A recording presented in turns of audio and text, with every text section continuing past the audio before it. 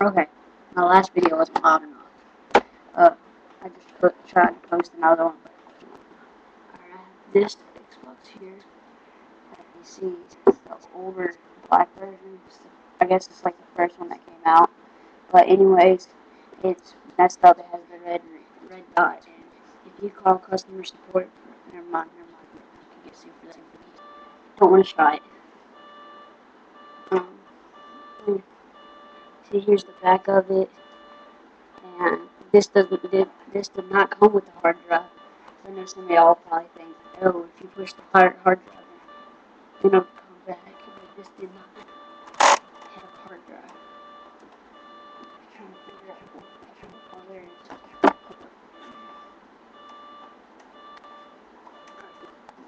Back here, has a green.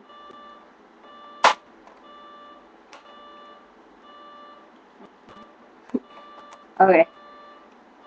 Well, anyways, it did not have a hard drive. Let me just tell you. Don't want to mess it up trying to pull it out. I know you can probably hear that alarm in the background, but that's just my mom's alarm clock. Okay, we'll see you.